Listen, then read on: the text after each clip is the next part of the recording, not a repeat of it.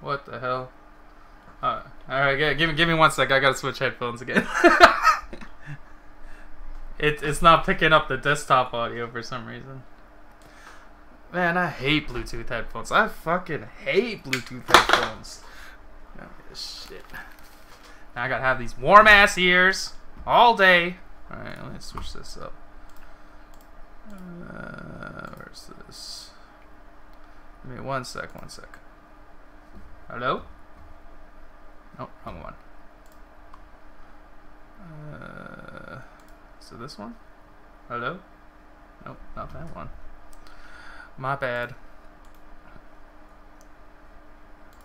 How come it's not helping up with HD audio? Audio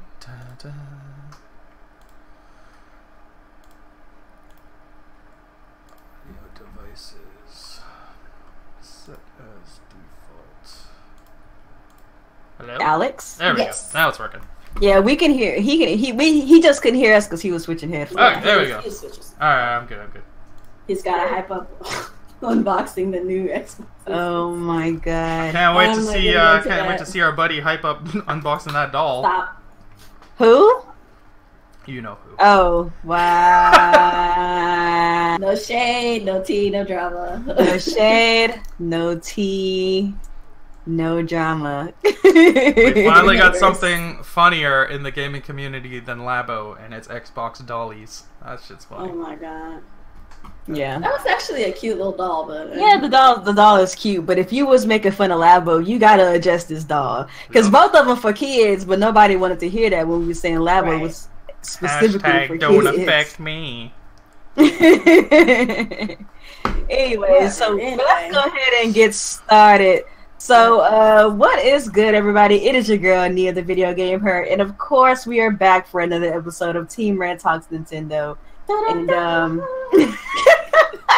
Kuuppon with these I'm saying, where's our jingle though? Somebody out there is supposed to give us a jingle, and I still haven't seen it. Like, where you at? You just have to be the stand-in until we can get that jingle popping. DM me if you have a jingle in mind. DM me. We need a jingle. It's gotta be fire though. Yeah, it's gotta be fire. It can't be no weak maybe jingle. it can be something like Women in Gaming, Team Red Gaming. Something like that. Speaking of women in gaming, I hope that you guys had an opportunity to come out to Mario Kart Madness Monday yesterday. Oh it was women in gaming themed, and Alex is not too excited about the results of last night. Oh my god.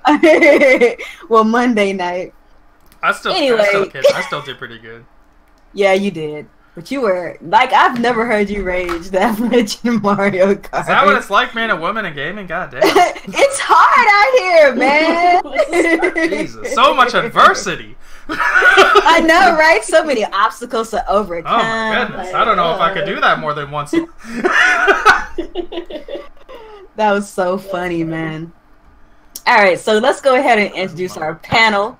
You know what I'm saying? So, without further ado, let's go ahead and introduce Miss Kuuppon. Go ahead and introduce yourself to the panel. Let the folks out here know what you've been gaming on, man. How y'all doing, Struggle family, and everyone else in the Team Red family? It is awesome. So, what have I been gaming on? Well, E3 just came up, so I haven't been gaming on nothing, quite frankly. We all been doing the E3 business, and that was quite tiring. But, for the most part, I've been just kind of catching up on some Detroit Become Human a little bit. I wanted to do playing through it again. Free. I was playing some areas. Yeah, I was playing some areas I missed out on and got some new unlocks. So it's pretty interesting. Been deciding on what I want to stream as far as backlogs. Maybe I'll do some Kingdom Hearts or some Nier or something. So. You know, and I do need to get back on doing some Hatsune Miku and some of my rhythm games because a lot of folks have been asking for that. So we'll get back to that eventually. But for the most part, I've just kind of been chilling mostly. So that's all. That's games what's up. For the most part. Cool. That's what's up. So, Alex, go ahead and introduce yourself to the panel. Let them know what you've been gaming on. Alright, what's going on, everyone? Active Sin here. And we're back for another week of Team Red Talks Nintendo. What I've been playing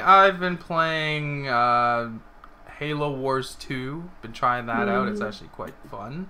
I played the Captain Toad demo last night on the Switch. Got that Japanese eShop going. The demo is solid. The controls are a little different than the Wii U because you don't have the touch controls anymore unless you play handheld mode. That took a little while to get used to because I was using the Pro Controller, and you have to use the gyroscope of the Pro Controller to move the reticle around to, because you know how before you would just tap things and they would move? Now you have to move the reticle and then press ZR. So it's a little different, a little more difficult I feel, but I think if you use the Joy-Cons you won't have that issue. Okay, well that's good to know. I'm looking forward to playing that, man. When is that coming out again? July something, I can't remember. Okay, yeah. If I have nothing else going on, that's definitely a scoop. That's definitely a day one. Like, we're getting Super Mario Odyssey levels. Ooh, can't wait. Yeah. I love Captain Toad. I feel like Captain Toad was such a slept-on game. Yes, it was. It only sold like 500,000 copies, so that's not great. Yeah. So that's it. That's it for you. That's all you've been playing. Is that?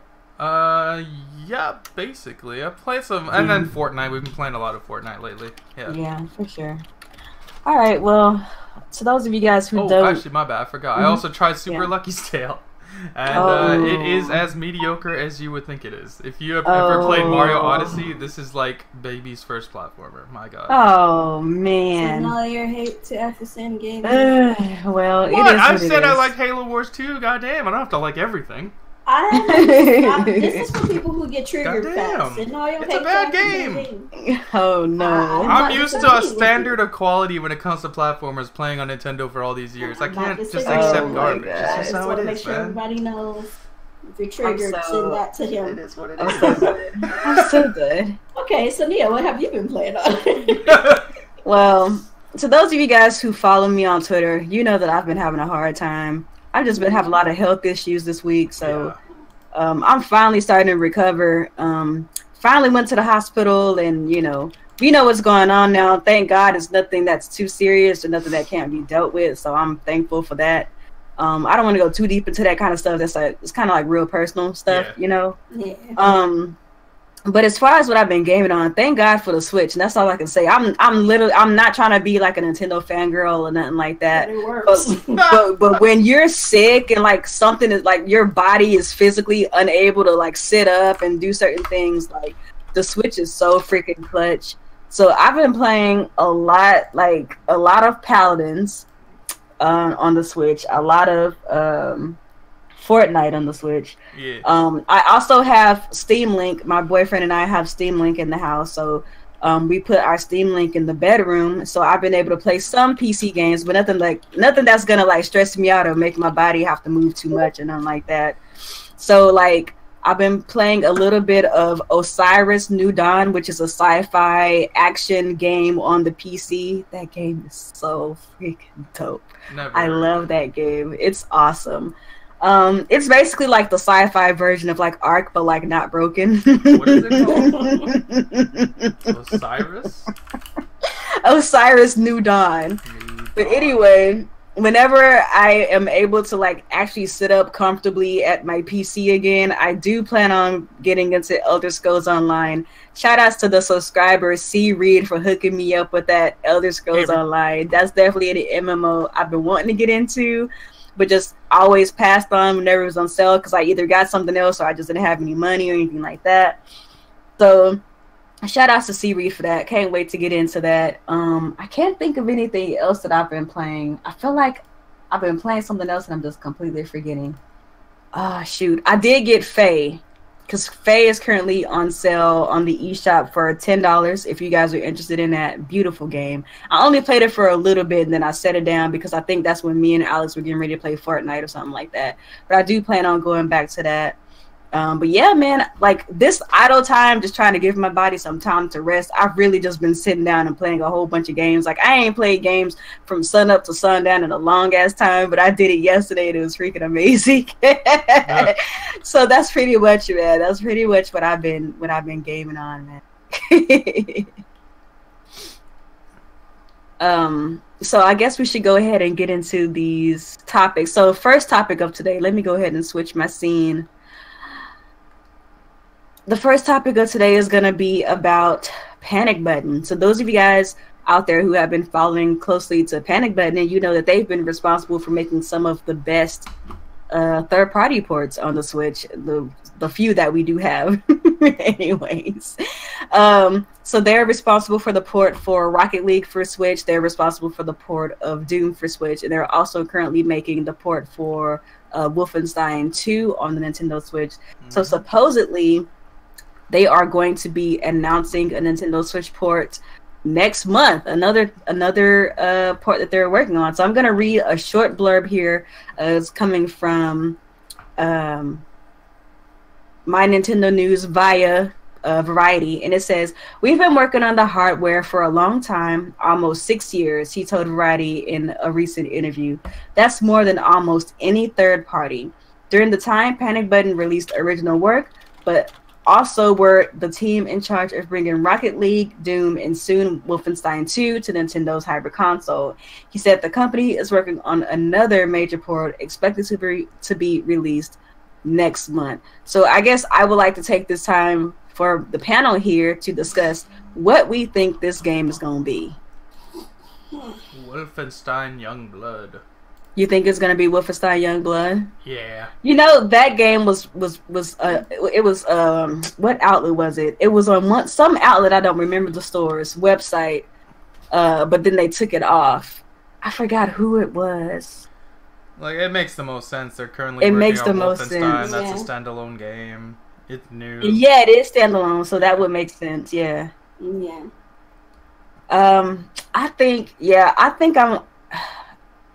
I think there's a possibility, obviously, that it could be Youngblood because, as Alex said, they're currently working on Wolfenstein 2 port. So it makes all the sense in the world that is also coming as well. I know that whatever it is Bethesda. Well, that's what I feel in my heart. It could be something else. But so far, they've been working closely with Bethesda. Yeah. So I feel like if it's not Youngblood, it's probably going to be Fallout. That's what I really feel like is going to be. I think that I don't know what deal Bethesda and Nintendo have going on right now, but whatever it is, I feel like they feel that it is worthy or worth it enough to continue getting games made via Panic Button for the Switch. Right. So I don't know, man. What do you think, Kuuppon? What do you think the game might be? I'm pretty much right there. It's Wolfenstein. If you not, think it's it could be anything after that. Like, yeah. If it is, really think of nothing right. else. Here's the best case scenario, if in my opinion. Best case scenario is that it is Youngblood, because I think, especially ever since this year has began, like that Nintendo Switch honeymoon stage has been over for me. Yeah. And when it comes down to third-party games especially, you know what I'm saying? It's like, it's good that they're coming, but like, I don't want them to come as late as they've been coming anymore. Like, I want them to finally start getting on the ball and bringing these things as close as day and day release as they can as possible. Mm-hmm. I would prefer that it is Youngblood and not Fallout, even though Fallout would be, I think, awesome for people who want that experience portably. But it's got to be something that's coming soon, like a Rage 2, which I doubt is not. I don't think Rage 2 is going to come. I don't think the Switch can handle all the explosives and all that stuff. Plus, my thing is like, if we're to believe Reggie, which most of us don't all the time. I don't believe him. You know, if we're to believe him, we mostly don't. But like, he said that we're supposed to be getting stuff on time and all that stuff. So if that's the case, then maybe if we're to believe him, then Wolfenstein is coming on time with the rest. Yeah. What he it better. They're just working better on it now. So that's what he said, but I don't always believe him. So I don't usually believe him. I don't believe him. To be honest, but I have. We'll see. He has to prove me wrong first, and he hasn't done that yet. So we'll see. I have I have no reason to believe Reggie. This man is literally just a mouthpiece. He's just a face. Like, okay, cool, whatever. He's a mouthpiece and a face. But I really do hope that it is Youngblood, just for the reason of it being a closer release than like an older game or whatever. Yeah, that would be better. All right, so let's move on to the next topic here. So the next topic that we have here, Nintendo considers the Virtual Console successor to be Nintendo Switch Online. Shocking, like we said it was. I know, right? Oh, no, I didn't think that was gonna be the case. I thought it was gonna be. I thought it was gonna be more akin to like Games with Gold and like PlayStation Plus. I guess in a way that's kind of it. Well, I can't really say because a lot of those games still come within the same generation. But I thought it was gonna be more akin to like PlayStation Plus games than Virtual Console. But let's see what they got to say. So this is an interview coming by way of IGN. And this is something that they've been talking to Reggie about, and this is what he has to say.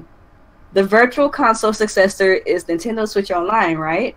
With the mentality that says we're going to be offering a slate of games, and it's a slate that's going to increase over time. That's actually good news. That's one thing I was kind of worried if they were still going to do or not.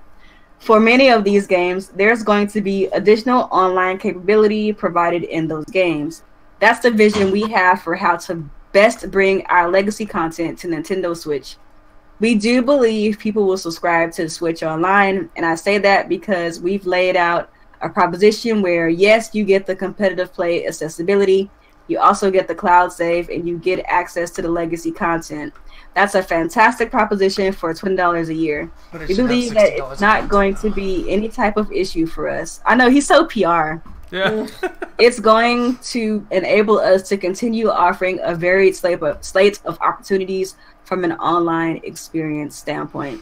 And while I do think this sounds very PR-like, I do like some of the things that he's saying. I know that same things I've been saying. Like they're just gonna flesh out the online and pump out games here and then, kind of like Game Pass style.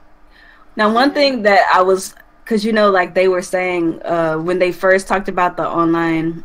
The games that we're getting, the older games. Yeah. They originally said that they were going to replace them, every month, but then they took that away. Yeah, there was too much backlash from that. Right. So if this is like the type of thing that stacks and like you could keep them and like you just stack them, kind of like you said, like with Game Pass, you get to keep everything as long as you're subscribed.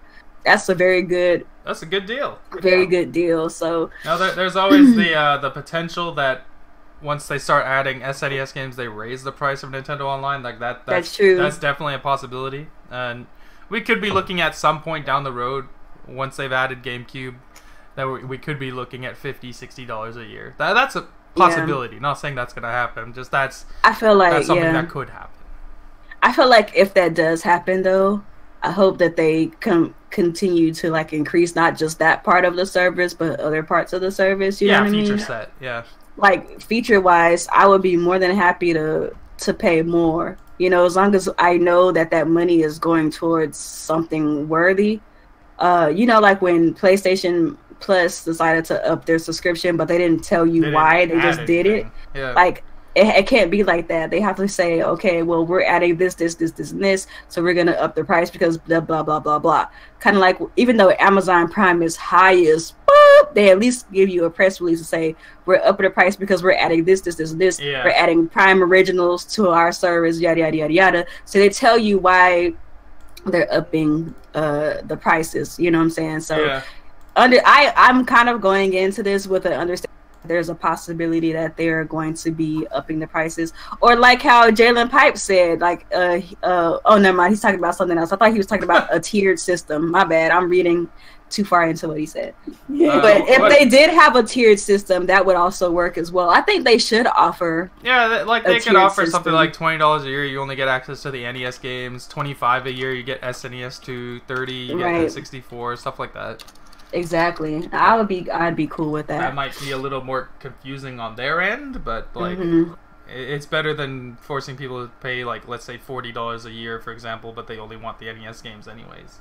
Exactly. All right, so let's go ahead and move on. Oh wait, Kuuppon, did you want to add to this before we move on? No, we can move on. We good. All right, sorry if I sound like I'm struggling. It's really uncomfortable for me to sit at this desk. So I'm sorry if I sound like I'm really out of it. I really this stuff. It's just my body ain't in it right now. All right, so let's talk about Konami. Fuck Konami. I'm sorry. I didn't mean to just laugh like that, but this is funny. You should laugh. This is dumb. We really did. We are laughing. This is what's funny. This is two podcasts ago, Yep. We talked about this on Team Red 2 podcasts ago. We got the announcement that Konami was going to be announcing something a Nintendo Switch game at E3. Y'all see the title, right? Right. Like, what is this? It's exclusive to the Switch, am I y'all. supposed to be excited about this? Oh my god. Like, my head hurts. I can't think. Like, This is like the epitome of shovelware on the Wii generation. This is what Konami is. This is so funny. Because we were talking about this, we're like, man, it might be a Castlevania collection. It might be. We were giving them the I didn't even know benefit of they the doubt. make this garbage game. We were giving them the I think this is new. But I think this is completely new. Let me see. A surprising announcement for the Nintendo Switch recently was Hyper Sports R. This is an old collection. Oh, is it? Yeah, it's old. I'm fairly certain this was from the Wii. The reason it's Switch exclusive is because it's such powerful technology, Konami brand and media manager said. What? We were... Hold on, let me finish reading. We were at the Switch Thank you, Kuuppon. with Super Bomberman R, but even then, the devs and the teams were looking at what the Switch could do, watching what Nintendo was doing with motion controls and the way Joy-Cons work. There's potential, for sure. That's one of the reasons we chose the Switch for this abomination. Oh, thank you for taking a raise, Kuuppon, because I physically could not get through that. That was just too. You over here laughing. Hyper Sports R or whatever. Like, are we like basically Wii Sports essentially? Yeah, this is basically a crappy Wii Sports. They gave us They gave us Konami Sports. Does Konami make games anymore? No, they're just trying to cash in on whatever they possibly can. They're not interested in making games anymore. They're not interested in making games. Konami. They have so many IPs that they could totally make money off of. They brought yes. Because we were speculating, giving them the benefit of the doubt, like, okay, it could be a Metal Gear collection, it could be a Castlevania collection, like. But this is definitely shovelware. This is a pass. Nobody's gonna pick this up. Konami, make games, like make real games. Make real games, Konami, please. Thank you. Like, I don't even think they have people that make games over there anymore. They're just like kind of like. Yeah, who knows? I don't think Super Bomberman R was a real game. Why couldn't they make more classic games like that and make them modern? That was probably what was left of the people before they ran and jumped ship. Who even knows? Konami. They don't get that one. All they get is fuck Konami still. Dang. I just thought that was hilarious. I had to come back and tell y'all that because I know y'all were here listening in. To those of you guys listening, when we were speculating on all the things Konami could do. It was just funny because there were so many, like, all the Nintendo channels all hyping up this Konami news, and then this is what it is. And this is what it is. Yeah, here we are. We gave our speculations, but we kept it at a minimum. But we couldn't just get a Castlevania collection, huh? That's just too hard, huh? Too hard. Can't do that. Oh my god. So yeah, is this a day one or what? Yeah, that's one. I like casual games like this, but I don't think this one is a good one, so I'm gonna pass. I don't think anybody's gonna pick You're not gonna drop 60? No? Definitely not. Oh, is it $60, really? I don't know. I like Wii Sports and stuff like that, but this just, it don't look good. So you got it pre-ordered though, right? No. Oh, damn. I thought you no. Well, I mean, before for all the hype channels for hyping this out. Honestly, the same channel. I mean, even on Team Red, we were like, okay, it could be this, it could be this, it could be this, it could be this. We were just speculating what it could be. There are channels literally hyping up a Konami, a potential Konami game, hyping it up. We just speculated and left it. Konami can't just do like. Why can't they just make good games? Let's just move on. Anyway, yeah. Let's move on. Konami. Fuck Konami. Konami's so annoying. Alright, so to those of you guys who are interested in Valkyria Chronicles 4 for Nintendo Switch, is going to be coming September the 25th, for those of you guys who are interested in that. Got another release. Sega? Gross. Valkyria Chronicles, I heard, is actually a pretty good franchise. What a few that they actually make that's good. Ew! You said ew! I just think it's funny because the main dude looks like an anime version of Grant Gustin from The Flash. Anyways. So you get a sticker when you buy this game that goes on your a sticker. That's a pre-order bonus. Launch edition includes free Ragnarok controller skin. To those of you guys who are into Dynasty Warriors type games, Warriors Orochi 4 is coming to Nintendo Switch on. Oh, we were just talking about the release date. I don't. Oh, okay. We just was just like what Alex said. Ew. Because of Sega.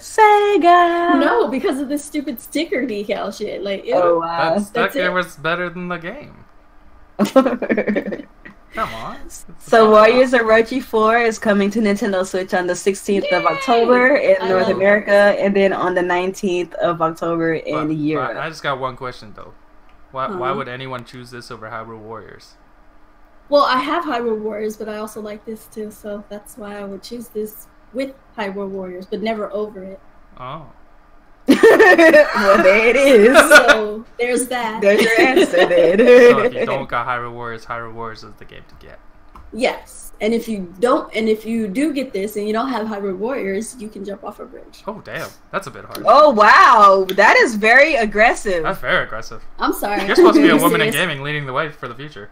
I'm gonna lead you right off a bridge. Oh damn, that's messed up. No, Alex, No Filter said he'll have you know, and I'm adding that. Here we go. And Sega has some good series. They did Mad World, Bayonetta, and Infinite.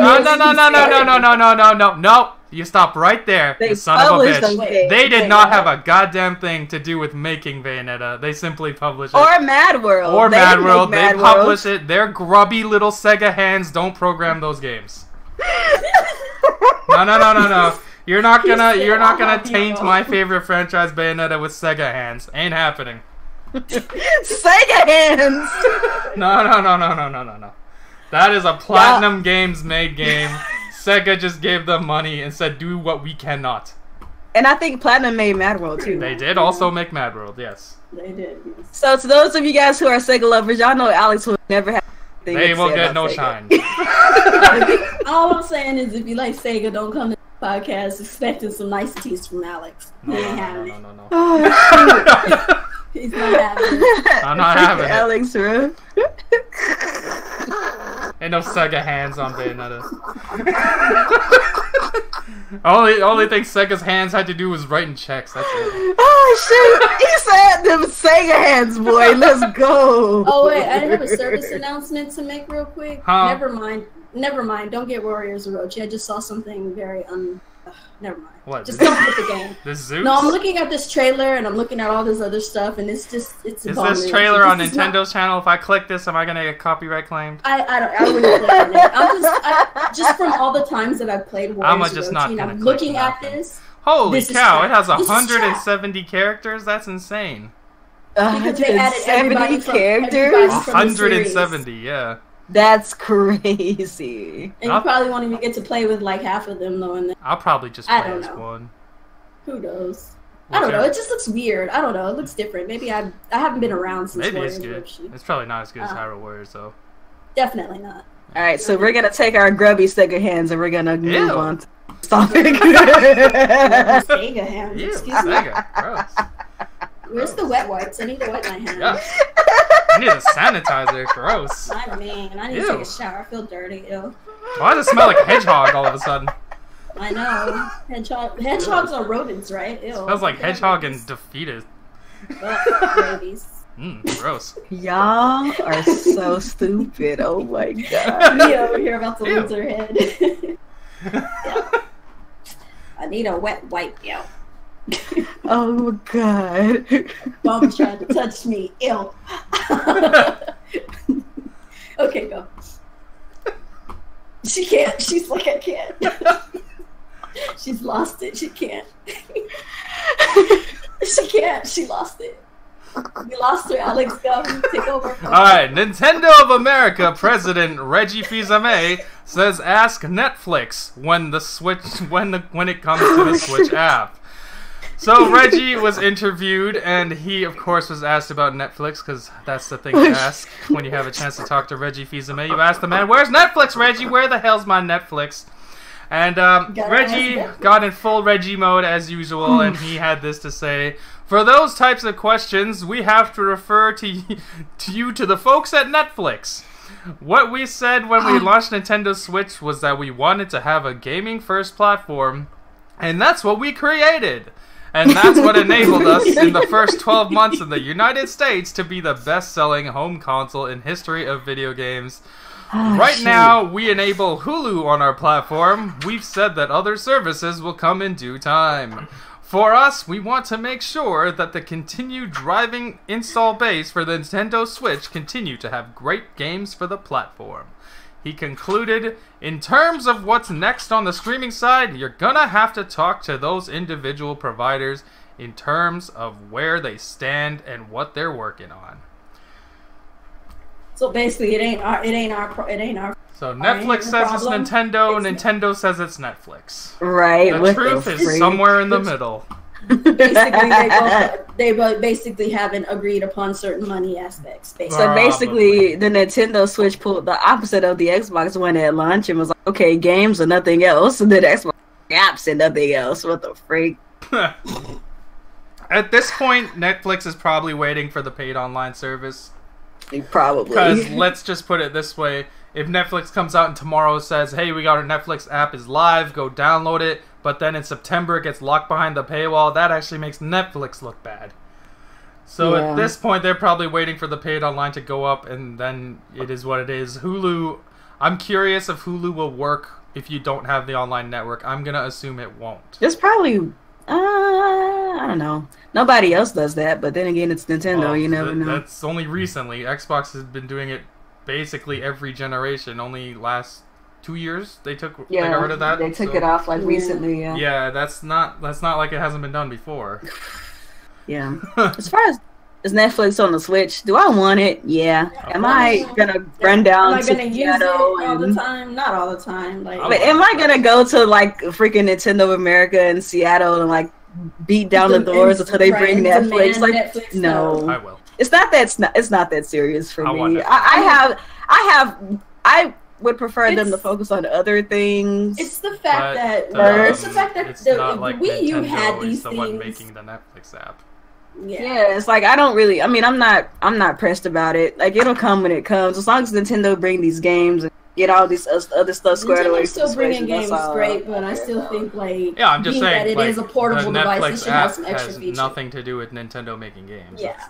Yeah, of course not. But what I'm saying is, as far as like what they prioritize at the administrative level, I'm not like go get Netflix right now. They got Hulu. Okay. It just doesn't make any sense. Hulu's inferior to Netflix.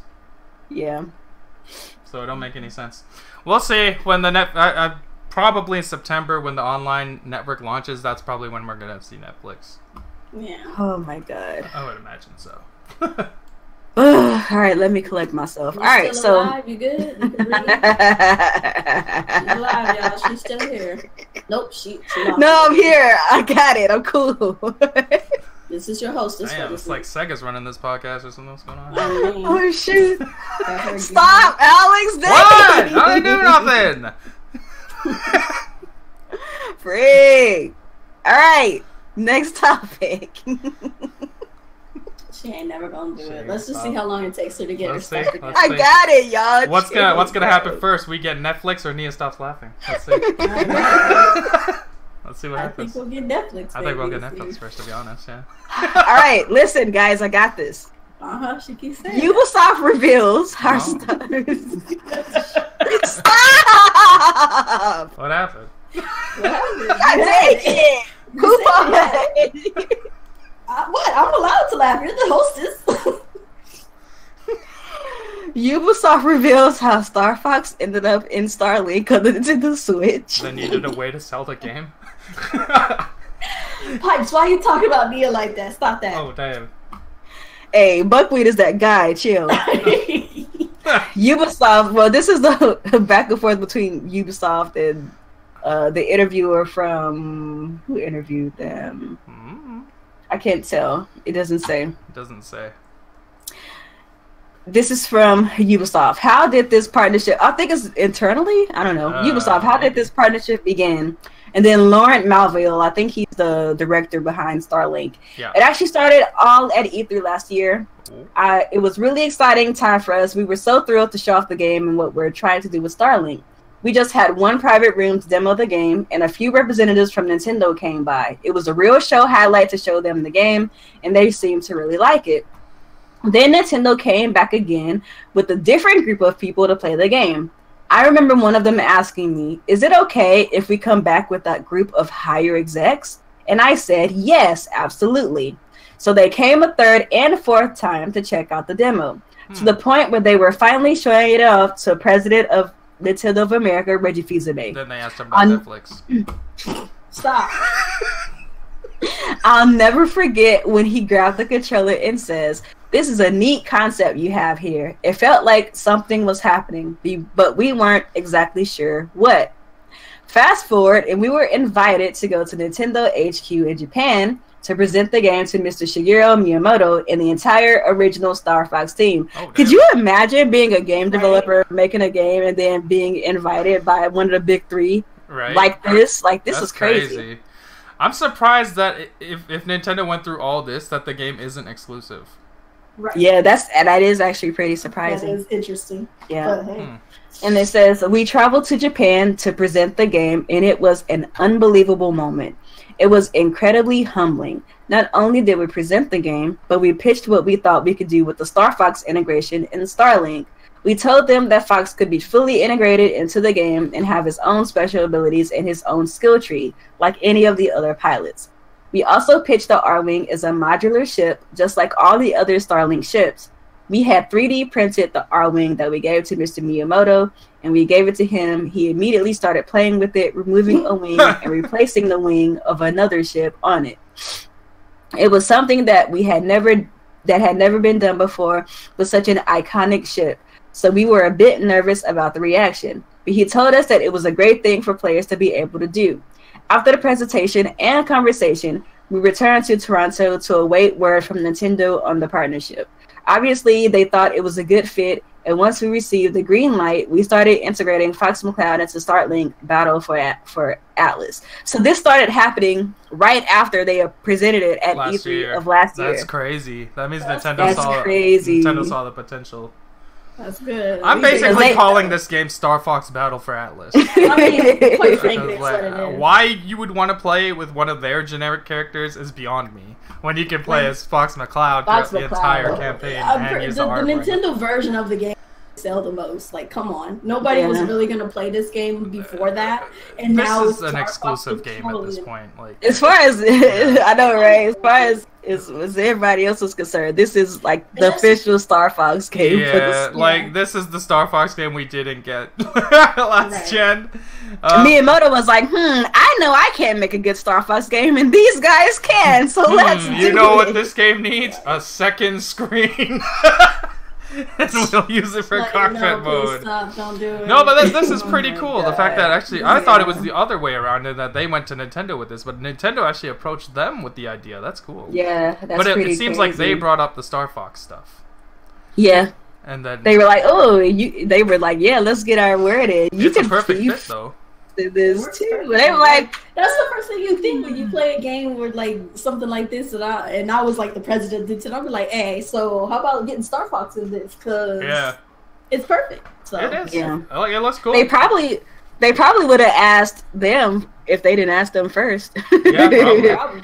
Because why would they bring them all the way to Japan? Yeah. Yeah, well, it makes sense. Like, we saw gameplay at the Treehouse. The game looks actually like a legitimately good game, which is surprising.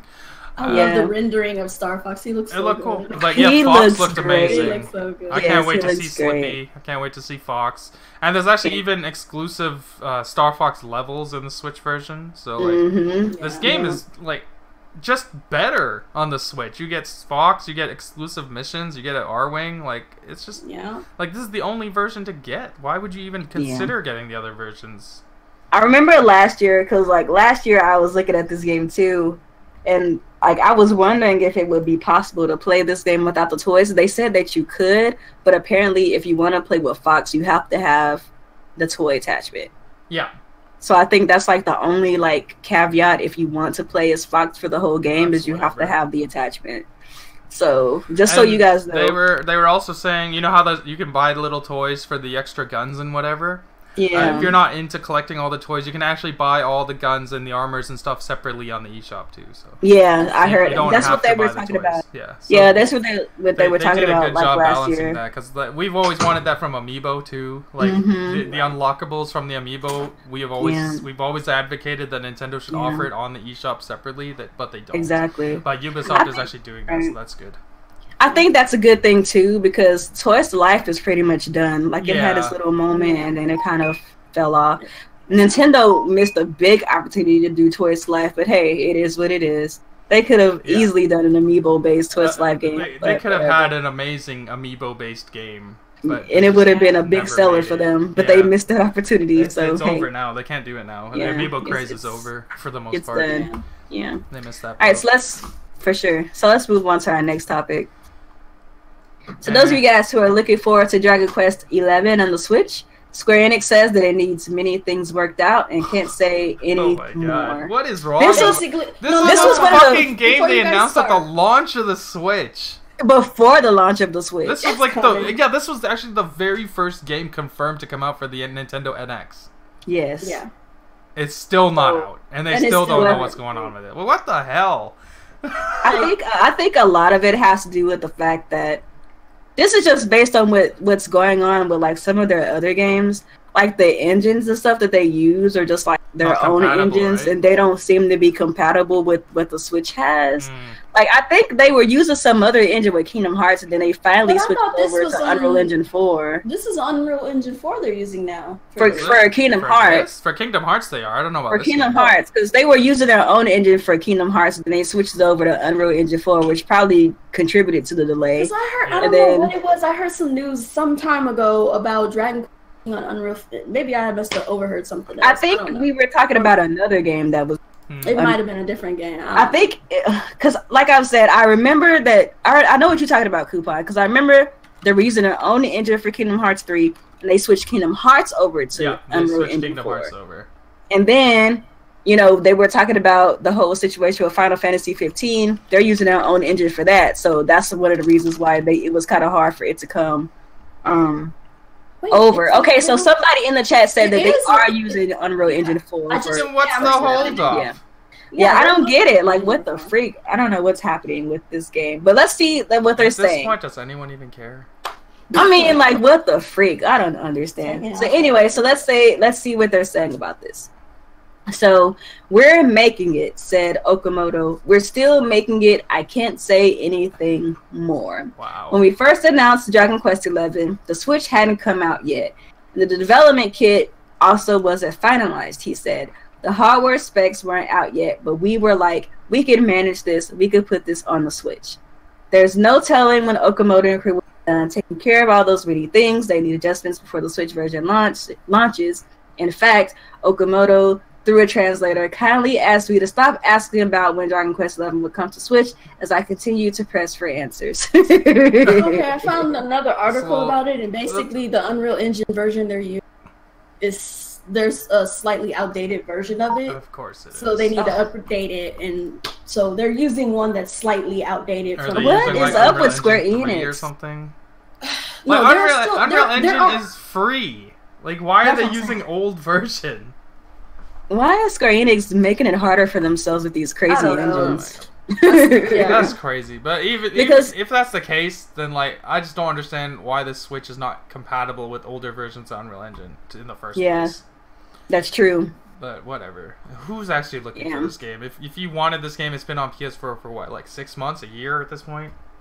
Is it out already? I thought it was coming out soon. I thought like 10. No, it wasn't 10. Is this game not even out on the other consoles? I thought this shit's been out in Japan for a long time. I think it's been out in Japan, but I don't think it's been local. Oh my god. Man, Square is ridiculous. I don't know what Square Enix is doing, but I hope they figure it out. It's not out here. Why can't they make it's not here. It's not out here, but it's been out in Japan for.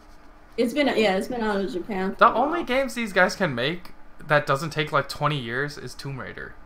Like, what the hell's wrong with them?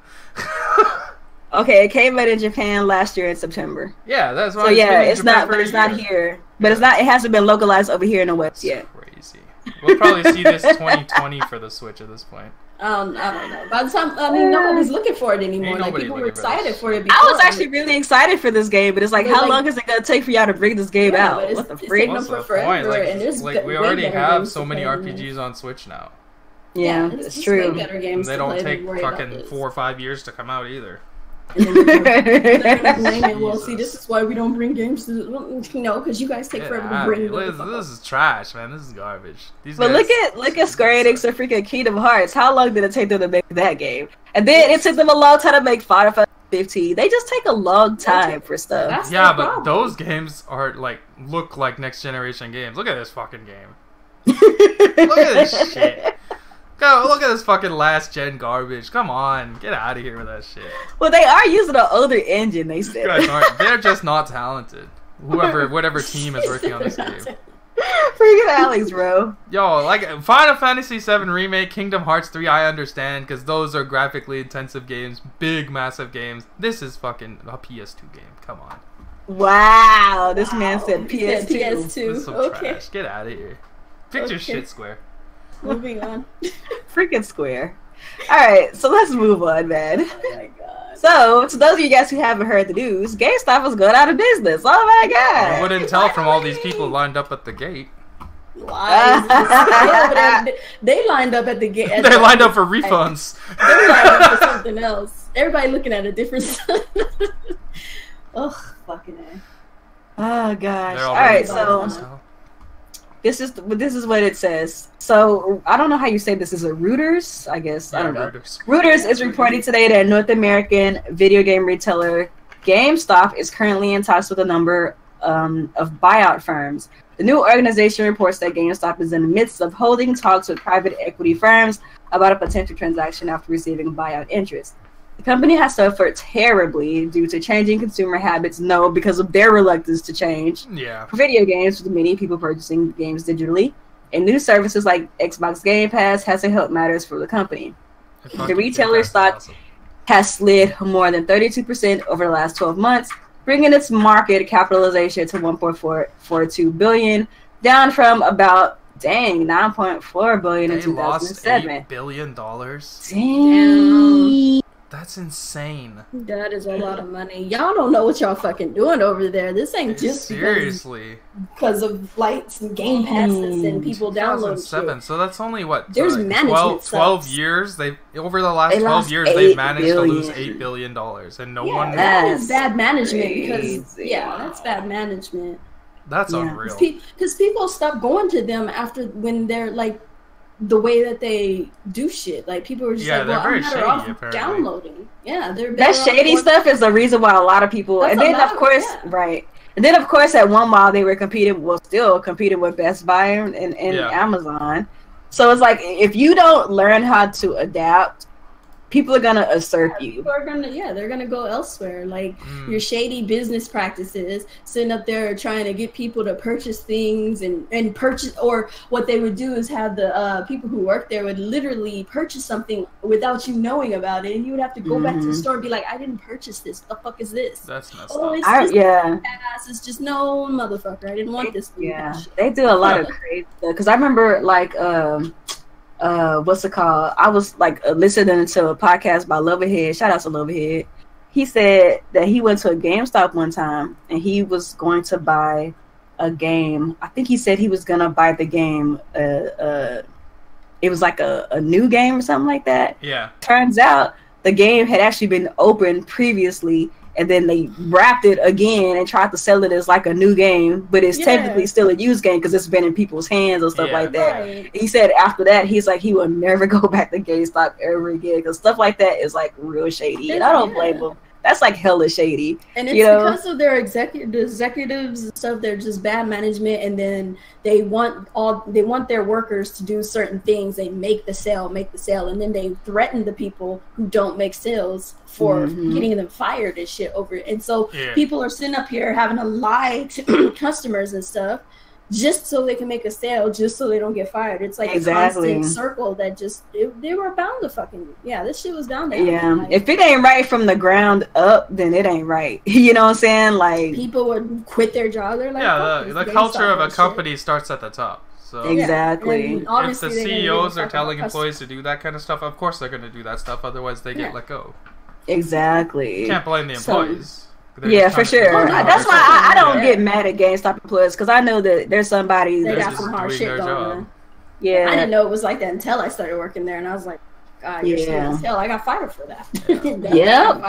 Yeah, for stupid shit. Now, like I'm just gonna put this out here because I see a lot of people like they're celebrating that GameStop is shutting down. I actually have the opposite way of thinking of this, because that's one less place for you to buy video games from, which means that's less competition. That means less discounts, because now it's basically Best Buy and Amazon, and Best Buy's already gotten rid of their buyers with Gamers Club or whatever. And that's probably why they got rid of it, because when they probably had insider knowledge that this was going to happen. That this was going to happen. They were like, well, so then they cut down their Gamers Club. That's very possible. There's rumors that Amazon is buying GameStop. If that's the case, that could be very interesting, because Amazon. I think that would be positive. That would be a huge plus, because Amazon right now, as far as I understand, they're the biggest online retailer for video games. Like they dwarf Walmart and Best Buy as far as games online. So if they can actually get brick and mortar stores and have them just for gaming, that could be a huge plus. I would love that. And as we all know, Amazon runs their company a lot better than GameStop does. Yes, they do. And Amazon, to those of you guys who are sad about Best Buy getting rid of Gamers Club Unlocked, Amazon still has their gamers for now membership for now. Like, hopefully, knows if they are going to keep it after Best Buy officially stops theirs. Yeah, but if they do, Best Buy, they might make it different.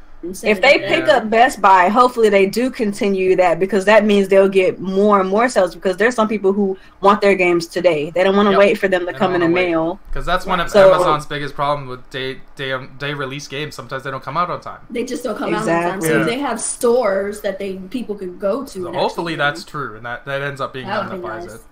Yeah, if Amazon buys them, I'd be cool with that for that reason. Buying your game online through picking it up at a store.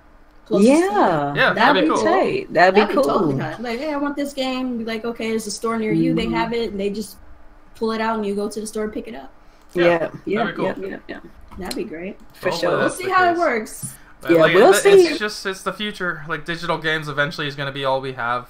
As adamant as people are about physical games, at some point they will go away. At some point, they will. Like, there'll still be some form of physical for collectors. It's cheaper to make. Yeah, like collector's editions. Well, hell, even the collector's editions don't even have the games. Even a lot of collector's edition, they don't even give you the games.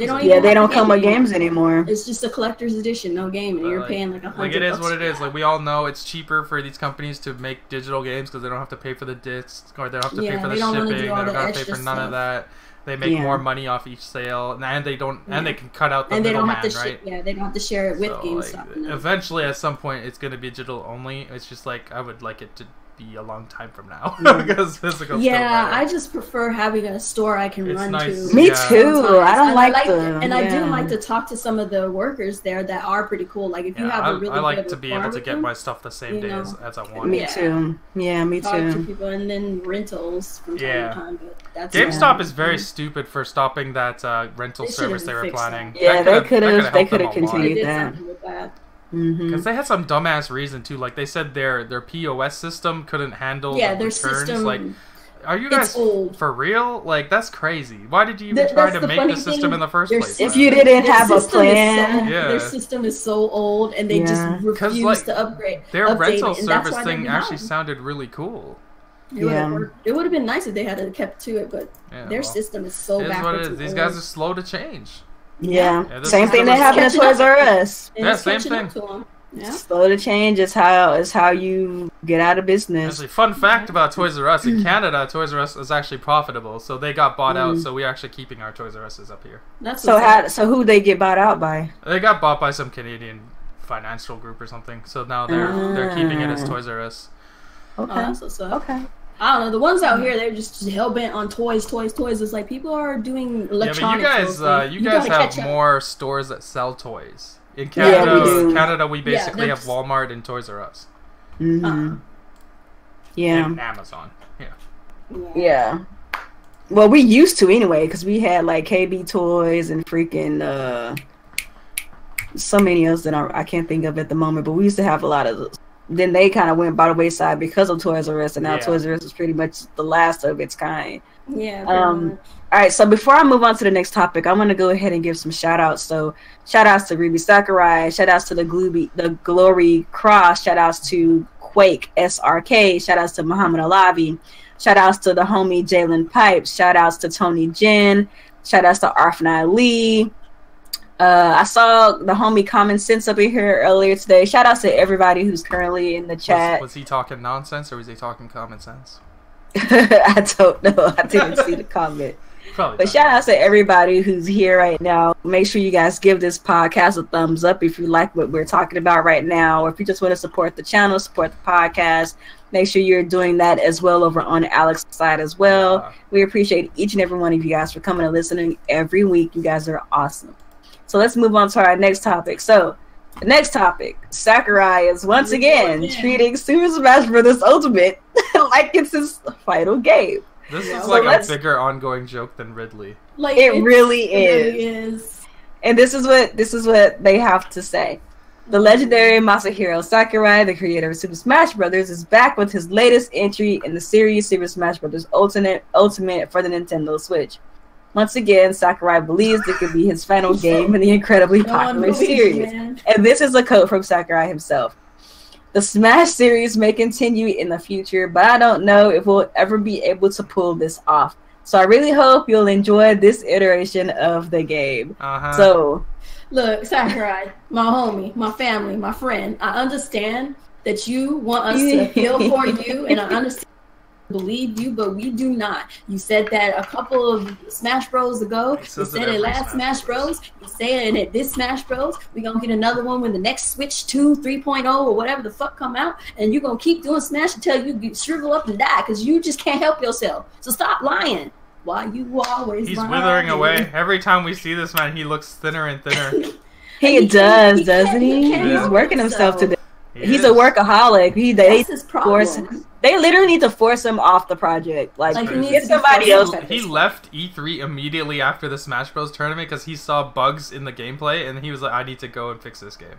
Yeah, that's just who he is. He's a workaholic. They need the to level of dedication he has to Smash Brothers. They literally have to let him go. They need to fire him. He needs to be fired in order for him not to touch this. Oh, I'm exactly. Sorry, you can't come here. Why not? You've been fired. What? Damn. No, because you don't understand the concept of leave Smash alone. Go rest. They really need to forcibly take him off of Smash Brothers. and you can tell that it's affecting his health. Yeah, and I respect the dude. I really do. But you need to take a break, my homie. Like, he has like an entire team of people behind him that can help. I don't know why. That's true. Puts everything on himself like that. He needs somebody to take over for him. He must be training somebody because all the older Nintendo guys have a protege. They do. Because remember when we were talking about, this was like some years ago, they developed, well not developed, but they're kind of, it's not an official development team, but they kind of like underhandedly call it the Nintendo Garage, and that's where like the Splatoon guys came from, and the ARM guys came from. They need a Smash team to work on Smash. And they need some of those up and coming guys to come and take his place because he is like he's visibly harming himself. From working on Smash Brothers. Like you could still he could still do the introductions and stuff to the Smash Brothers and all that, but don't work on the game, my dude. You need to let someone else younger and work on it. Let those people get in there, let them learn the ropes, let them understand what your perfectionist mentality is like, and let somebody pick up after you because there's usually somebody who will idolize you and who will actually pick up all your quirks and take that with them and add on their own fresh take. So please, my dude, take a rest. We don't want you to, kill over. You need to take a rest. And they also, have people who could potentially add something new. Look at those Splatoon dudes. Those dudes used to work on freaking Animal Crossing. You would never know it, though. Right. You know what I'm saying? Because it's completely different than what Animal Crossing was. So let somebody else take the reins, man. It's okay to stop working for a little while. It really is, man. It really is. All right, so let's talk about this Mario Tennis real quick. What about this? So Mario Tennis is the newest non-port coming to Nintendo Switch this week. I had to throw it out there, man. This whole year has been ports. It's a port, obviously, because it's another tennis game. We have one. I mean, it's a port, obviously. the first non-port, because first we had Kirby, so that was a new game, and then Mario Tennis Aces, which is another new game too. So it's obviously a port. Oh my god, I'm stupid. I'm just saying that's how they're making justifications for that. I'm just like, oh. Yeah, but you know what I mean though. The first game that wasn't, that's coming to the second non-Wii U game of the year. Yes. So to those of you guys who are interested in this kind of stuff, Mario Tennis is currently sitting at a 78 Metacritic score. So I guess it's doing fairly okay. It's not bad. About it's online? It's pretty good. We don't know yet. Because, you know, why not? They can't do it. But did you guys hear that 68 is the new 95, though? 68 is the new 95. Yeah, Who said this? So imagine people who play State of Decay 2. Oh no. 68 is the new 90. Send all of your hate 78. mail to 78 must be the new 99, is what I'm hearing. Oh god. Well, I'm sure that the reason why the scores are currently so low is because, one, people have been able to test it online, because online isn't working when you get an early copy because nobody's playing the game. Well, probably except for other reviewers. Well, from the reviews I've watched, basically the general consensus is the single player is very thin. That's actually kind of disappointing, because that was one of the things that we said looked very beefy. 3 or 4 hours long. So like that's where the game kind of like slows down a bit. Like they didn't put too much effort into the single player, but the rest of the game looks fine. Yeah, the mechanics of the game look very, very well. They are, because we played it. Yeah, they are very in depth. So I'm actually kind of disappointed that the single player is not that beefy, because that's one of the things that I was looking at. Fleshed out. Yeah, that's one of the things that I was looking at when they first announced it. Like, the single player looks like it's gonna be super fleshed out. Yeah, but hopefully that little 3 to 4 hours is still substantial, or no? Was that what the reviews are saying? I haven't seen any reviews. They were basically saying it was just okay, but or whatever. Like, the game's still gonna be fun. Like, we played. Yeah. I played a bit online. Like, it was the mechanics are fine. The characters are good. A lot of different stages this time around. Yeah. It looks like there's more than enough content this time. Yeah, because, I mean, really, to be honest, most of the people... Oh, what happened? Oh, you cut out. No, you just cut out for a second, yeah. Oh, I was saying, well, I guess, you know, most people are going to be playing online anyway. I mean, whether or not the single player matters just depends on what kind of a gamer that you are. One thing that I can say, though, as far as Nintendo's year this year is very multiplayer and online game heavy. And I don't know how to feel about that, because we haven't had a year like that in a long time from Nintendo. It's like, well, to be fair, they have to. They're launching a new online network. That's true. Yeah, so that's true. I'd be like kind of pissed if they were just giving us single player games and then like, here, go pay for our online now. That's true. I just kind of felt that very interesting. That's probably the reason why this year feels very thin. Even though Mario Tennis looks amazing, Smash looks amazing, is because we're not really accustomed to just having like these multiplayer focused games coming out in such a short amount of time from one another. Like this year, especially from Nintendo. So anyway, 78.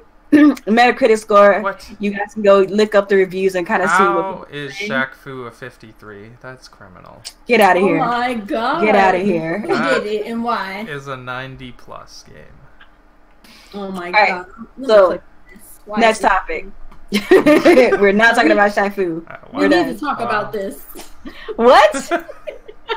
No, we're not talking about Shaq Fu. Why not?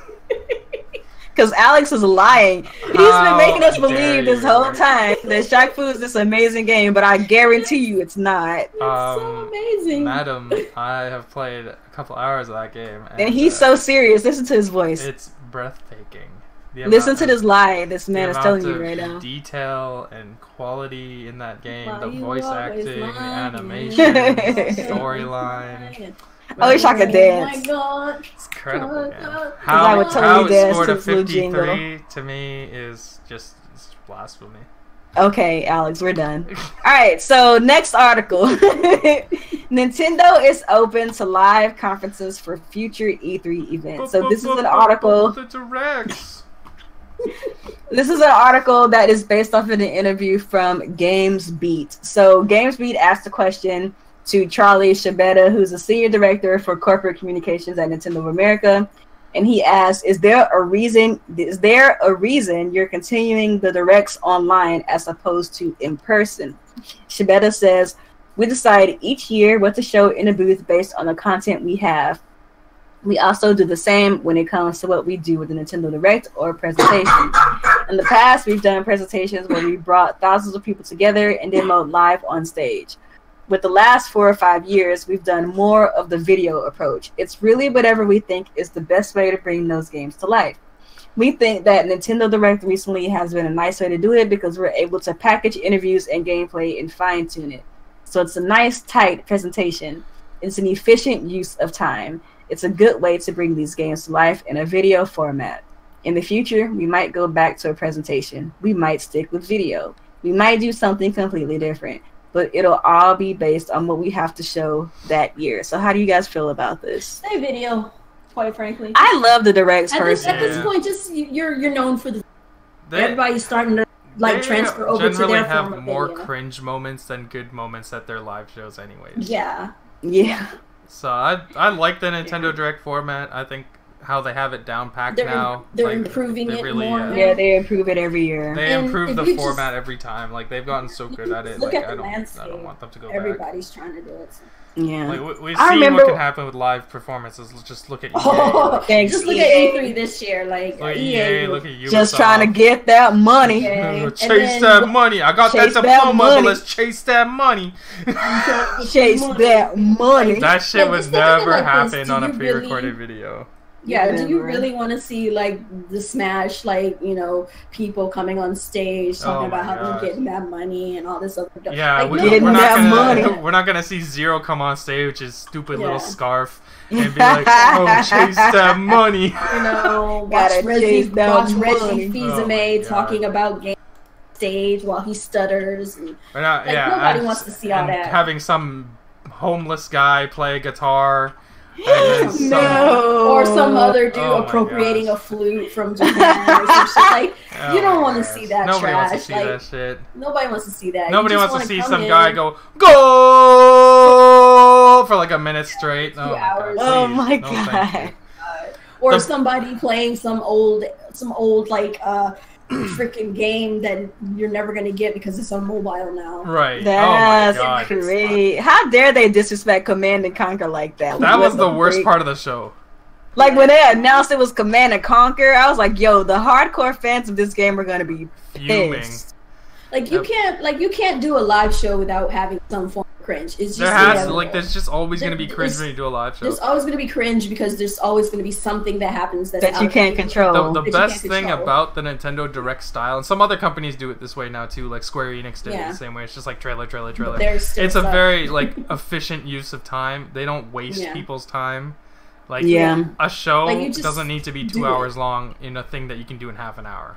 That's true. Right. And you could spend more of that time explaining the game in the treehouse, like they're you know, just tell us what the game is, show us a little bit of gameplay, and then I remember when they first announced, like when the first year that they announced they were going to start doing the directs instead of press conference. Like that. I wasn't sure because it was new. And I was like, I don't know if I like that better. Because like everybody's like big thing was like, if they're not on the show, you don't get to see how people are going to respond to the announcements. But technically, you still can. Like, for example, when they announce something, go to Twitter. Everybody telling you how they feel about what they just announced on Twitter. It's essentially the same thing. The live show is only good for people who are physically at E3. Yeah, true. And quite frankly, the live shows, they usually people that they invited to come inside so they could cheer and be yes men and stuff. Those aren't authentic people who are gonna be like, oh hell no, this is trash. Like, you don't want that. You want actual authentic, you know, yes or no.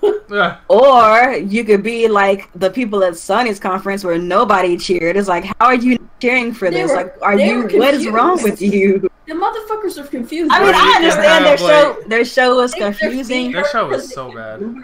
Or they have cringe moments where, like at Rage 2, when they have a live band playing and the crowd is dead silent. In the crowd, like that was that dude must have been so embarrassed. There's a dude who had his headphones on and he's just looking like, what's going on? Oh man, he was just looking like, can you just show us the game? He had his glasses on. He had sunglasses on and he had his headphones. He was probably sleeping. He was just like, maybe. what's going on? Oh, no, man. You can see him moving, but he was just like, what's going on? I'm listening to my music. Yeah, but like, there's just so much potential for massive amounts of cringe in a live show. So I hope they stick with the directs. You can control stuff. Yeah, I like the direct and then the treehouse format. Yeah. To me, I feel like because not only that, but it's, how can I say this? Nintendo is able to do way more than they've ever done because of this format. Yep, absolutely. Like it used to be just like, okay, we'll do a presentation and then we're gonna go home or whatever, show our game floor or whatever for the people who are there. But now it's like, okay, they can show the public, us, what's going on, and they can continue telling us what they're working on with the treehouse because like that's their opportunity to give us more and more and more and more because they're not having to spend so many resources on trying to do a live presentation on the stage. So I actually like that. I like that. Good part of a live show is like the crowd reaction.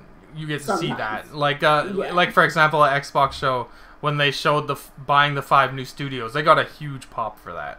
Right. But that's basically the only advantage. Right.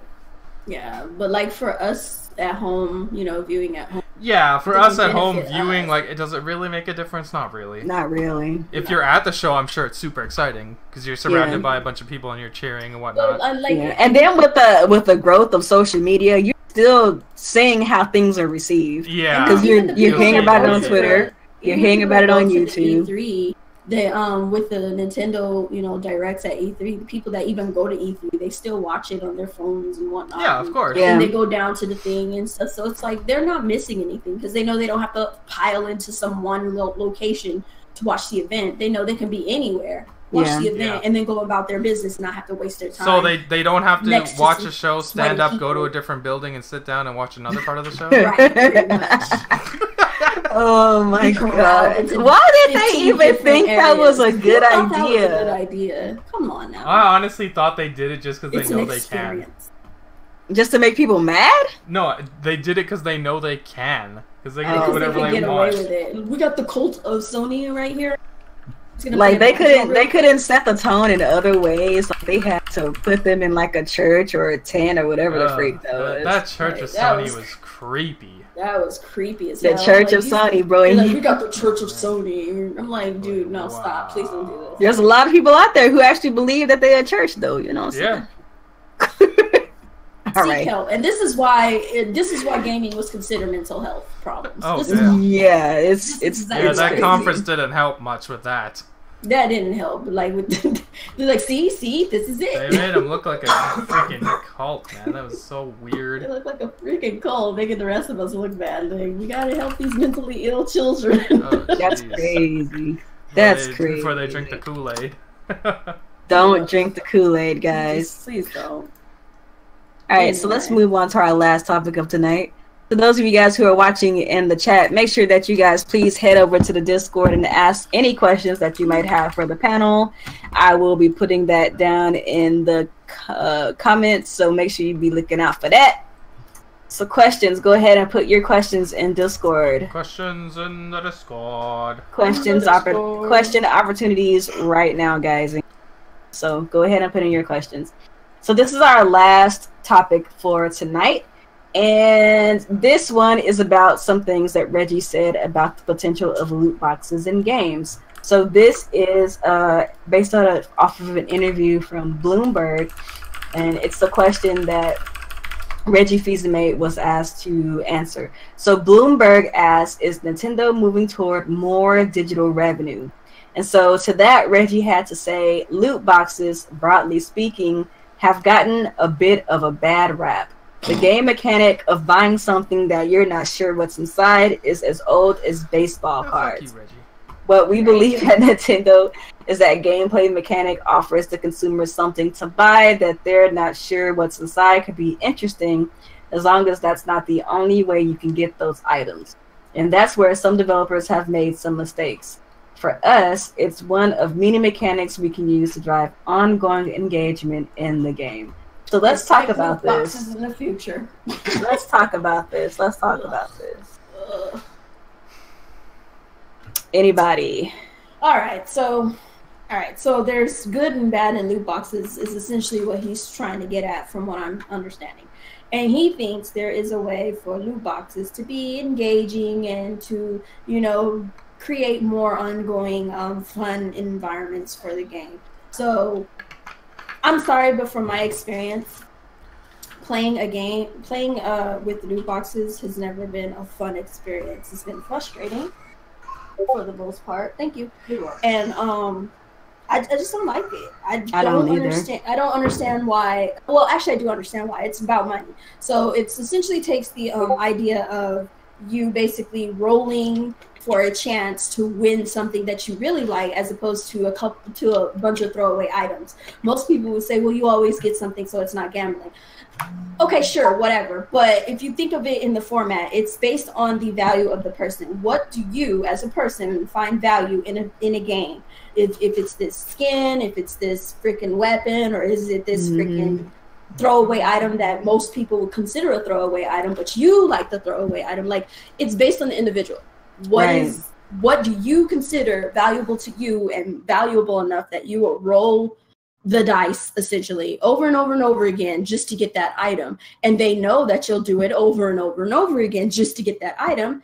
And so why not throw money into that? Hey, just, you know, if you throw money at it, you can keep rolling the dice, and essentially at some point you'll get that. And of course, on their end, all they have to do is tweak the numbers and the percentages of when you get that RNG drop. And if they realize that people are constantly wanting some certain item, they have statistics on their end. They know what items are the most popular. So they're going to make sure that item is not in anybody's hands on a regular basis. That they know these things. And I don't understand why any company would think this is fun for us, because they definitely not. It's not fun for us. Sure, maybe maybe people who don't understand the concept behind it, they'll be like, "Oh, this is pretty interesting," but it gets old fast. It's like you get tired of it. Like you're gonna get over it real fast. You're like, "I want this item, but I can't get it because I have to put money into it, and if I grind for it, it's gonna take even longer than what it would if I just threw money at it." It's basically, this mechanic is not for us whatsoever. It's for them. So they can monetize it, so they can get money out of us. For those people who have indispensable money that they could just dispose of and don't have to worry about, they just throw money at it over and over and over again. The rest of us who work hard for our money and for our games may purchase these items from time to time, but it's not a fun event. Like, I like the idea of, if I'm going to purchase an item in game, I'd rather just get the item flat out.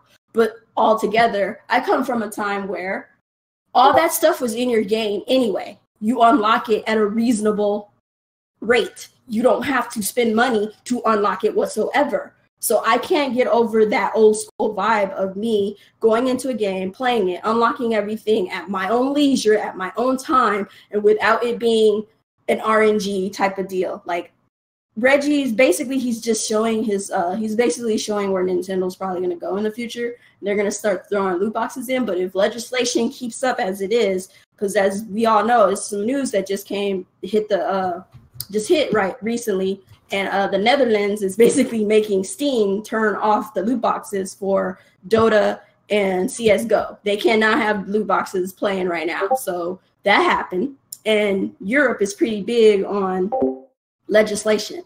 If Europe gets a wind of a lot of this stuff, and Europe starts, coming together and starts deciding that loot boxes are gambling, it's going to hit hard, because they recently had an incident where they had some privacy policies changed, and it hit all over the world. So if you recently got some emails for privacy policy issues, that's because of the European Union. They weren't having it with privacy issues. So if they get a hold of these loot boxes and they're not having it with that, you're gonna get some emails saying, saying sorry for the inconvenience, but these loot boxes have been turned off in this game because of whatever reason.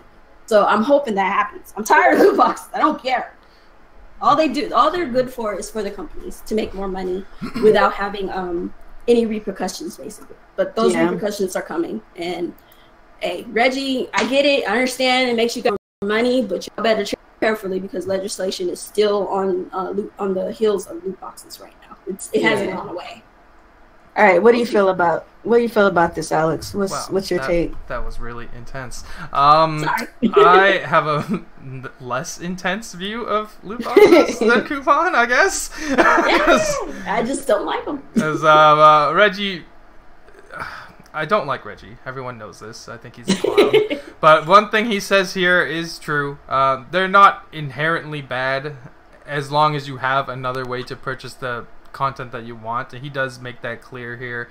He says, and that's where some developers have made mistakes. For us, it's one of many mechanics we can use to drive our... Oh, I missed a line.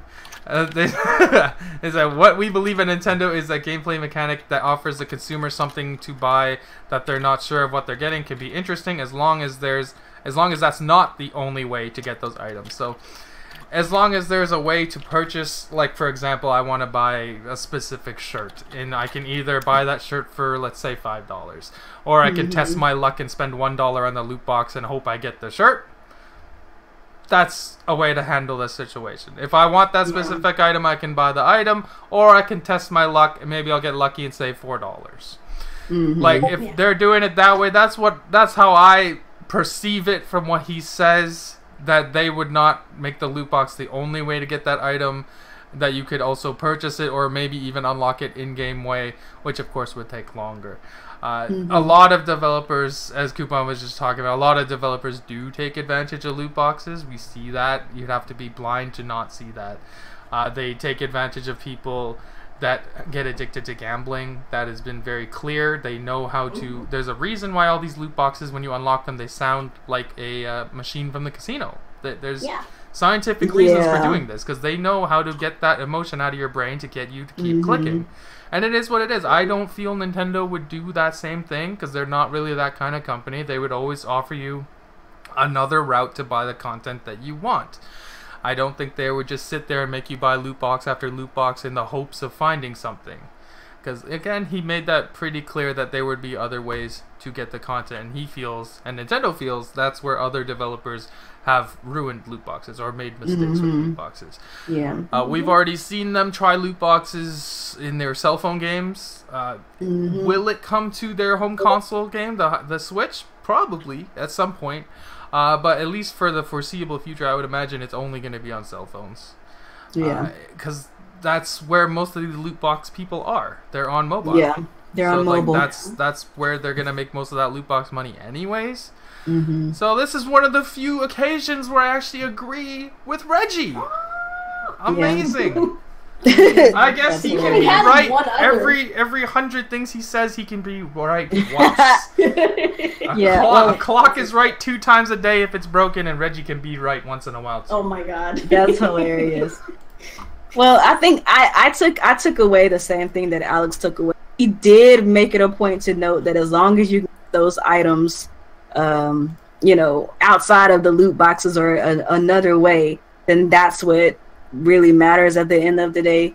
I know, especially for me, I definitely don't want to see Nintendo go the way of loot boxes, but I feel like the way that things are going so far, it's a very good chance that Nintendo, like everybody else, is going to do it. They're going to find some kind of way to implement it in their content. Kind of like what they did with Amiibo, but hey, when we can't go there because it's Nintendo, right? We can't talk about that because Nintendo has tried their hand by trying to bring that through the form of Amiibo, because they know that they have iconic characters. People are willing to spend the money having figurines of these iconic characters. So I think in a roundabout way, that was kind of their way of testing the waters. And now that the digital version, of loot boxes is becoming more and more popular, I think it's a good chance that they're going to definitely try to sneak them in at some point or another. Maybe Smash Brothers will be the game. Who knows? For your chance to play any character. For you to unlock the characters. But I do like the fact that Reggie at least understands that as long as it's not the only way, then that's important, But so just as a heads up, there is a my thing with it is like I do hear what he's saying, and I hope he stays on the side where y'all. I hope they do. I hope that's how they're gonna do it. It's just I hope that if they do it, that they're not gonna tweak that they're not going to do as like right now. There's various games that do have a method of where you can get the loot box or you can purchase the item. But to purchase the item, it's still a hell of a grind, and you won't get as much like in-game currency to purchase that item, and you cannot buy that item with real world money. So like there are some games like that where they do have, as long as it's not like terribly like tedious to get that item. Yeah, essentially, like I just hope they don't do the tedious route if they do it, but I don't think Nintendo will. Like I don't believe like they're gonna do that, but I just really hope they be cautious with it in the way that Reggie was speaking. Yeah.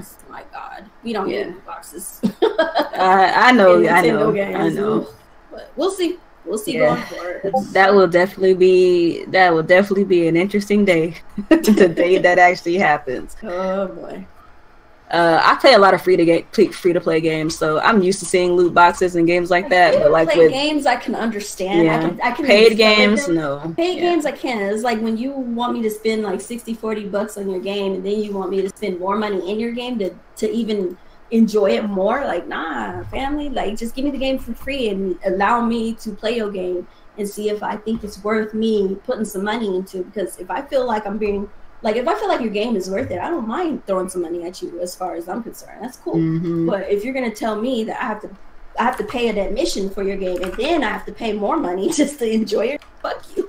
Yeah. Keep your game. Some of this stuff is like legit getting legit like retarded, out of control. Yeah. Like it's crazy. They could have did loot boxes in such a great way, but they you know how the industry is. Whatever. For sure. Absolutely. But let's see. Oh my God. Oh, this is a dumb question, but whatever. Okay. Muhammad Alabi says, "What Echo characters do you want to see in Smash Ultimate?" None. Don't bring any more. Waluigi. Who would? I want Waluigi Echo. I want Waluigi to be a regular character, but if that's the only way I'm gonna get him in the game, like. But who would he echo though? He can't he's echo not anybody. Luigi. He's echo Luigi. He's nothing like Luigi. He's nothing like he's Luigi. Not, but I want my Waluigi, damn it. And he's not as gross as Wario, so he can't wouldn't- echo Wario. He's not gonna fart on people and I know ride that. a motorcycle. I'm just saying, like, stuff. if that's the only way he can get in the game, Nah, and I wouldn't want him. I don't want him as an Echo character. If he can't be his own man, I don't want him there. I truly want him to be. I want him to be himself. He can't be an Echo. I don't want him to just be. I was watching a Luigi. video, just as a heads up, real quick before we go to the next question. I was watching a video and somebody was making a speculation, even though I don't believe this, that what if when we saw Waluigi as a trophy, that was just a joke, because people who were playing in the game throughout E3 never saw his trophy. For all the trophies that popped out, nobody saw Waluigi's trophy whatsoever, and they had a lot of trophies. So I don't know, maybe they had his. They might be trying to troll us, because there's nothing to say they can't just be like, okay, we're removing the trophy and adding him to the game. Right. And then put him in the game. So I don't know. It was just a theory. They put fucking Ridley, man. They put Daisy, man. They put Daisy in there. Like, it's not like Daisy's the real heart burster here. Like, she doesn't deserve. Like, I'm happy she's there, but it makes sense that they made her a freaking. I don't understand why she couldn't just be a palette swap. She is. She's an alternate character of Peach. I'm just saying, but they made her an Echo fighter instead of a palette swap. They could have just made her a palette swap. Yeah, she could have been a straight up. Yeah, but there was. Oh, whatever. I'm still holding out hope that Waluigi's in the game. I think Nintendo's swerving us. You think they are for real? Yeah, I think perhaps. Yeah. He might be the next. He might be the next one. Let's be real. Who was asking for Daisy? Like the two most asked for characters. Actually, three most are Ridley, Ice Climbers, and Waluigi. We got 2 out of 3. Yeah. So I think at some point we're gonna get Waluigi. Is he DLC? Maybe. Is he gonna be announced before the game comes out? Maybe. I refuse to believe he's not in the game. So you think they're still gonna have like room to announce characters? I think they might still announce. Oh, the game comes out in December.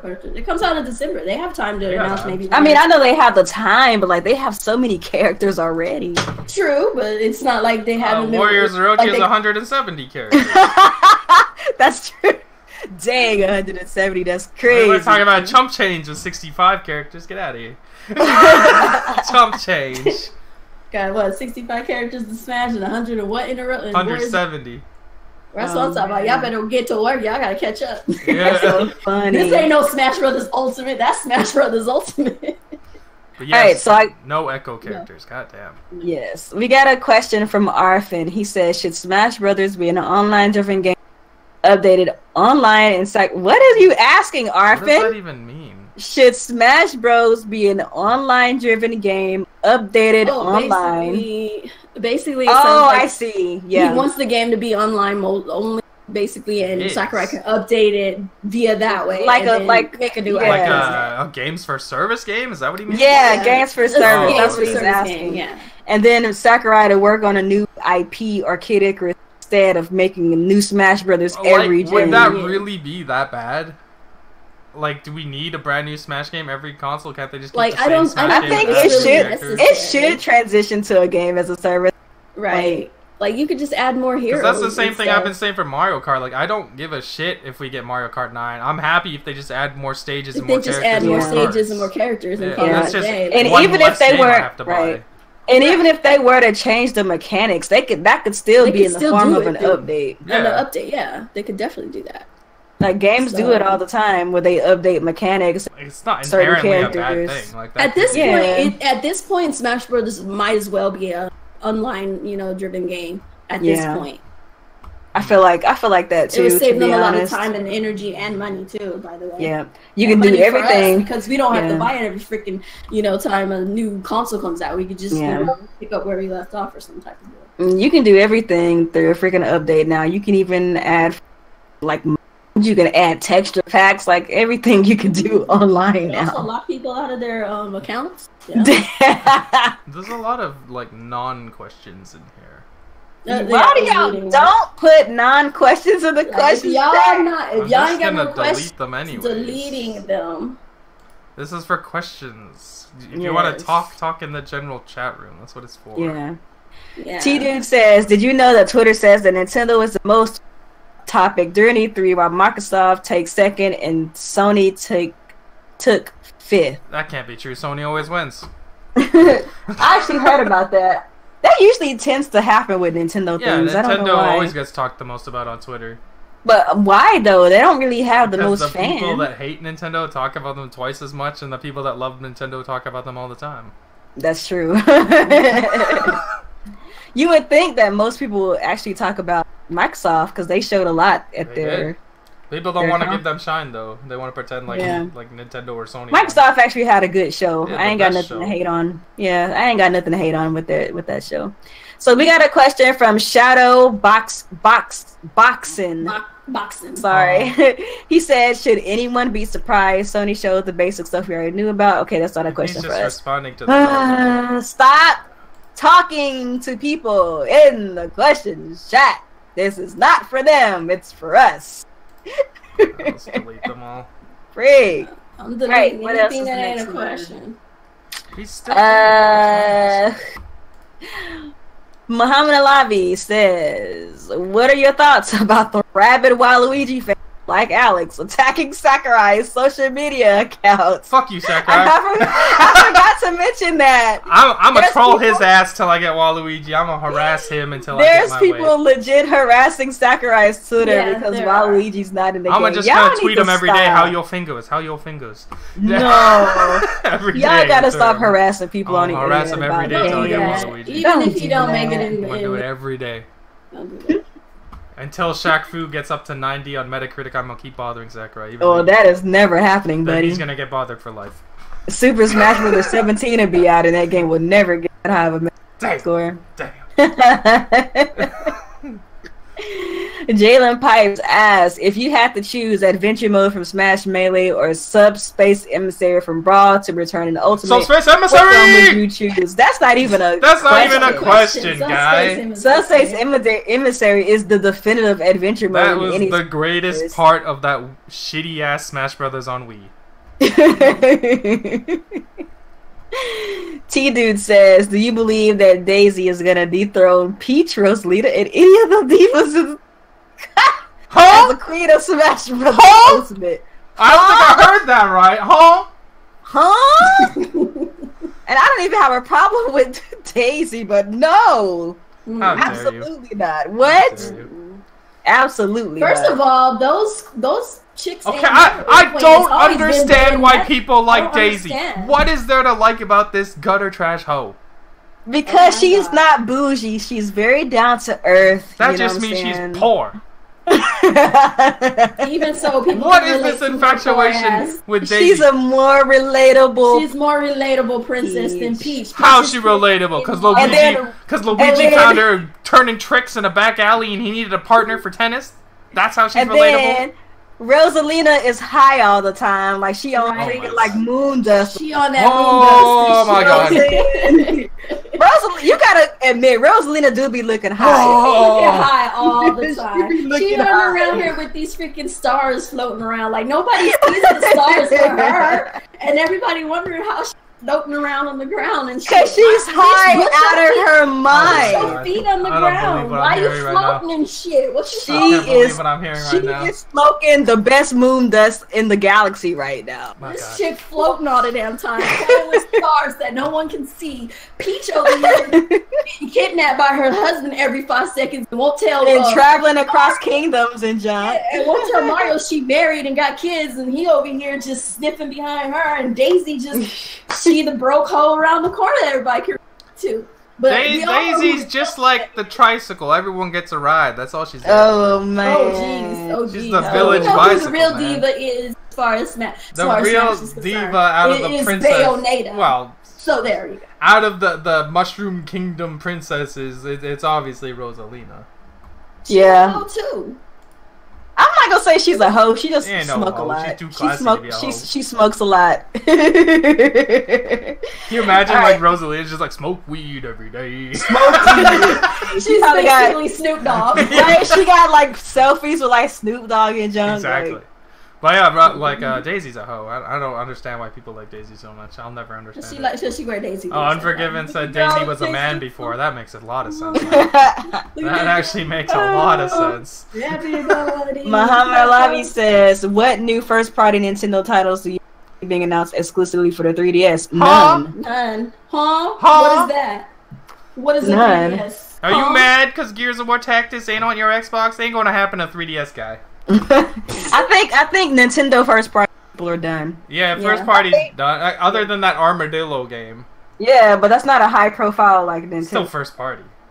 Yeah, it's first party, but it's not like they're pulling people. It's like it's not like they're pulling. It's like they're not pulling people off of like freaking what's a 3DS game?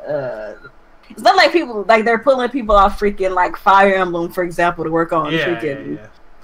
Like it's a low tier franchise like Metroid and F-Zero. It's no big deal. Facts. All right, so let's say what was the next question from T-Dude. Final question: do you think Arc System Works will have an amazing job porting Dragon Ball FighterZ for Switch? Well, they did Blast Blue, and me and Daniel. It's pretty good. That game runs on Unreal, doesn't it? I think so. I'm pretty sure it does. Fly from the inside. Do you guys think that skip adding King K. Rool as a fighter for the fourth Smash? I think isn't King K. Rool a rare character? No, it's a Donkey Kong character. But like, was it a rare created character for the game? Because you remember, like some of the games in the Donkey Kong franchise are actually rare characters. Right. I don't think K. Rool is though. I don't know. I don't see K. Rool happening, buddy. I would love to see more Donkey Kong characters in Smash. Yeah. Especially a villain, because they don't have any villains. Yeah. I don't think King K. Rool is going to show up, though. They could put that Walrus dude. He's not iconic, though. I know. But, I mean, King K. Rool is an iconic villain in Donkey Kong, but I just don't know. I don't know who. I don't. Someone like Bowser or Ganondorf, though. Yeah. Yeah, that's true. But there's not really many villains on the DK side of things that are on that level. Yeah, that's the problem. So I don't know. I don't see it happening. It'd be funny if they put Andross as a playable character. He's just a head and arms. Head.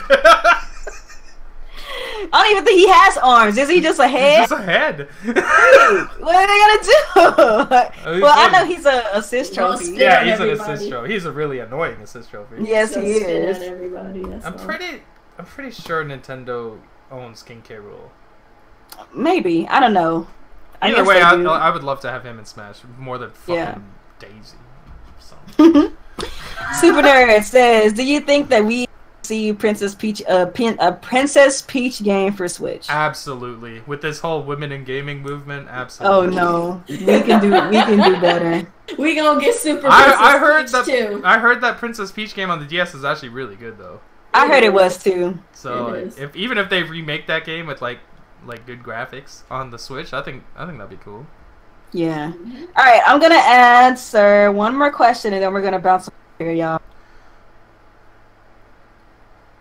Ooh, this is a good question. All right, Jalen Pipe says, do you think that Nintendo 2019 will be a similar year to what they had in 2017? I don't think they can top 2017. 2017 was a dope year. Like, we had Splatoon, we had Zelda, we had Mario Kart, we had fucking Mario Odyssey. Mario Odyssey, so yeah, Xenoblade. Those are 5 major titles in one year. Yeah, because I know next year so far we have Yoshi, possibly Metroid, possibly Bayonetta, Fire Emblem. And that's about it. And the Pokemon, the real Pokemon. Oh yeah, the full Pokemon.